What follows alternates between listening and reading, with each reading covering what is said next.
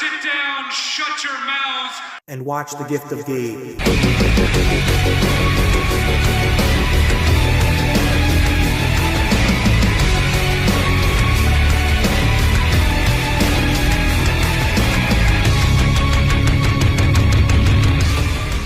Yo, party peeps, what is up? It's your boy, the best gabber in the biz. What an incredible Dynamite that we just had tonight, as we are just 11 days away from All In to Wembley Stadium. And man, a lot of stuff went down here on the show tonight, guys, including beautiful wrestling video packages for one of the greatest of all time. So guys, let's gab about it. First things first, let's get into a match that has just had its stakes raised for All In. It will now be Jack Perry versus Darby Allin for the TNT Championship in a coffin match.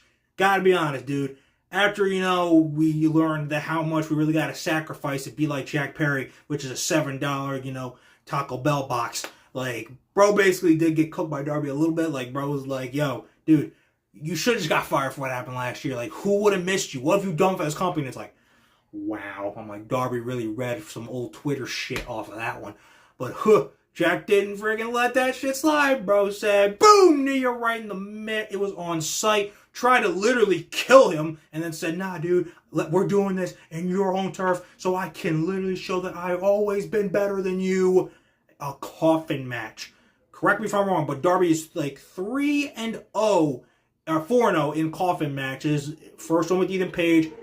One of them was with Andrade, I'm pretty sure. I know one other one was with Brody King, and then last year he beat Swerve and Christian Cage with Sting, seek and destroy. And low-key, that kind of is what killed the old Swerve and brought the one that's here now. But either way, so he's pretty much been undefeated up to this point in coffin matches, but this will be the first time that he loses. Jack Perry's not losing the TNT title anytime soon.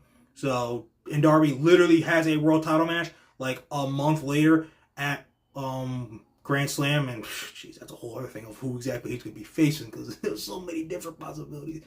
But either way, I was already super hyped for this match because it was going to be like probably a wrestling classic, but now it's a coffin match, so now these guys are just going to beat each other's asses, and it's going to be phenomenal. And man, like after they literally have tried to, not even tried, Darby did like Jack on fire, and Jack got laid out with a huge steel chair shot by Mark Briscoe back inside Blood and Guts. Coffin splash, 2 tables. Oh, God, these guys have done everything.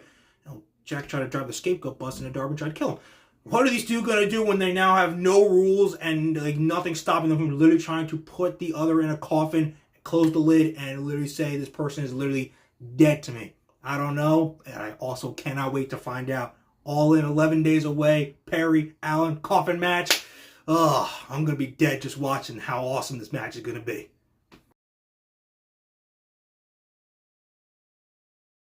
Guys, we saw a lot of great freaking segments and matchups tonight, like Mercedes versus Sheeta was incredible. Britt Baker laying them, like Mercedes out afterwards, and then Orange Cassidy knocking off Kyle O'Reilly and Roderick Strong in a phenomenal triple threat to earn the #1 spot in the Casino Gauntlet. And then Okada and Claudio had a great backstage segment. Okada dropping bitch, but then Claudio using that great setup we've kind of really been waiting for. He's like, dude, next week you got 99 problems and this bitch is one. But then after all that was said and done, we had a great tag team championship match between the Acclaimed and the Young Bucks. Finally, after literally basically like 2 months of the Acclaimed being the #1 contenders. And the match ended in a disqualification. FTR tried to help, but, Matthew saw his buddy Rick Knox literally chilling in the corner, trying to get up. And so spit in his face and knowing that Dax would beat his ass. So now we have a #1 contenders match here on Collision. We will have the Acclaimed versus FTR in the final show at Arlington to determine who are the #1 contenders for the AEW Tag Team Championships at Wembley Stadium for All In. My only question really is that, like, are we just, like, we're clearly just going to go the triple threat route, right? So I'm kind of surprised they didn't just do it then and there, like, tonight. I guess they want to, like, in story make more justification for making a triple threat match, like, because FTR still doesn't get to jump the line, I guess. Because Young Bucks are going to get involved, and then Christopher Daniels is going to be like, yo, triple threat. But on the other hand, I'm like, are we going to have, I can't see us having 2 normal, regular triple threats on the same night, because House of Black and Patriarchy are both number one contenders after Christian Cage's mastery and professionalism as a special guest referee this past Saturday in their number one contenders match. So maybe they'll take the idea that somebody had on Twitter and just be like, have maybe like the Young Bucks, FTR, and the Acclaimed. That's a regular triple threat, and then we get a triple threat stadium stampede between House of Black, the Patriarchy, and the Bang Bang Gang. I mean, that would be literally awesome. But either way, I really do think we're getting a triple threat match for the tag team titles. Bucks will most likely retain. I mean, honestly, I know some people are gonna be like, still like, nah. Tag divisions in both companies are struggling, but I really think that the match tonight was super dope, and I really think that triple threat, in-ring wrestling-wise, after it's all over, will be like, shit, that was awesome, time to move on. But hey, that's all really because of our glorious EVPs, Mr. Matthew and Mr. Nicholas. Thanks for an awesome show. It was even better because you guys are here. You guys, tonight we saw a beautiful tribute package for Bryan Danielson. Literally, Good Riddance, Time of Your Life by Green Day. I've been looking forward to this for the past few days since Tony kind of said it on Twitter. I was like, no way, bro. This is crazy. And just, man, you didn't have to, and no WWE footage was put in there. I mean, honestly, if they could have, I don't think they really would have minded putting WWE footage in there, because it's for Bryan. But it just shows how much he's really done outside of, WWE. Honestly, if he had, sometimes the AEW heroes go, so let's say, he was better in WWE, that's where his real legacy was established. Dude, before he showed up in WWE in 2010, you ask any of the top wrestlers who a lot of you compete against it, the Claudios, the CM Punks, the Seth Rollins, the Nigel McGuinness, ask all of them. They will tell you that Danielson at that time was considered the greatest pro wrestler of all time. By the time he even got to WWE, a lot of people already knew him, more than some people like to think. And then, so if I think if he never went to WWE and just stayed on the independents, he still would have gone down one of the greatest of all time. He just would have been in Japan for all that time, interacting with Kenny Omega, AJ Styles, the Bucks, and all them in Bullet Club, and that would have been a whole other holy shit. He probably even been in Bullet Club. I mean, my God, the WWE stuff was obviously great. I'm glad I got to see a lot of it, starting from in 2015. I mean, actually, I've saw 3 wrestling years in WWE after he was cleared again, and 3 wrestling years here in AEW. Though it feels like after all that, it still just feels like I'm seeing him for the first time in 2015, yesterday. But after that video package, you just still gotta ask: is this it? Is this it for Bryan Danielson? There are so many different variables. The new poster for All Out just came out. I don't think it's gonna be the official poster. Danielson's literally on it, but no championships. No one who has a current champion has their belt. So I'm not thinking that's gonna be the official poster. So this match is still 50-50. I said before, Danielson has the retirement stipulation. He's the only one where I'm he legit could lose and be I just want to go out here. I want to go out here at Wembley Stadium with 50,000 people watching, my first time doing this at all in. It could very be true, and that is what Swerve Strickland intends to do.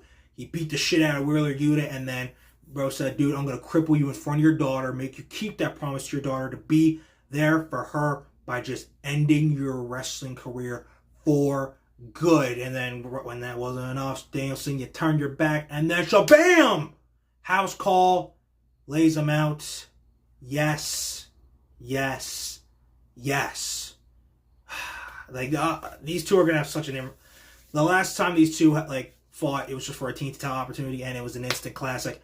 They're going to do it again. It's going to top it because we're even more there emotionally, man, and it's going to have us by the heartstrings the entire time.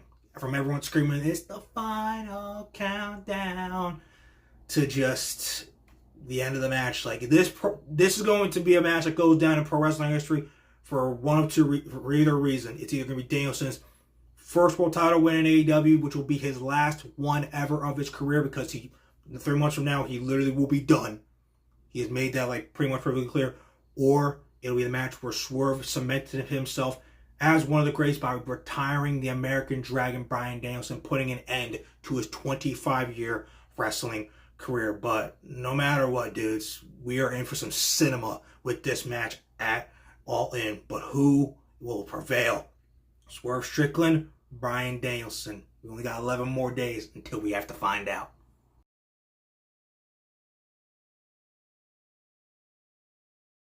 Okay, you guys, I hope you enjoyed Dynamite tonight, but we are done ski. We gotta put it in the rearview mirror. We're done. We gotta move on to SmackDown this Friday. Roman Reigns will hopefully get to speak and, drop a whole "acknowledge me," because, he had to beat the shit out of Solo and his Goonies like last week, and I mean beat their ass.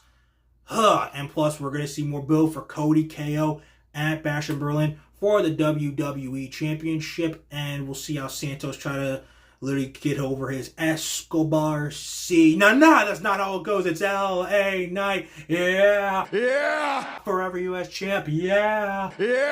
As Bash in Berlin closes in, but we got All In before that. We're going to close out this summer right with dope-ass pro wrestling action and cinema across both companies. It's making me feel Lucy, my dog.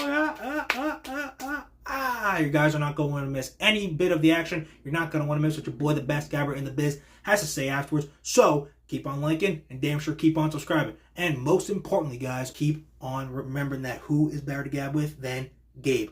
Okay, you guys, I hope you enjoyed Dynamite tonight. It was super dope. Can't wait for the go-home show next week before we get to All In. But until then, deuces, and I will see you guys after SmackDown this Friday.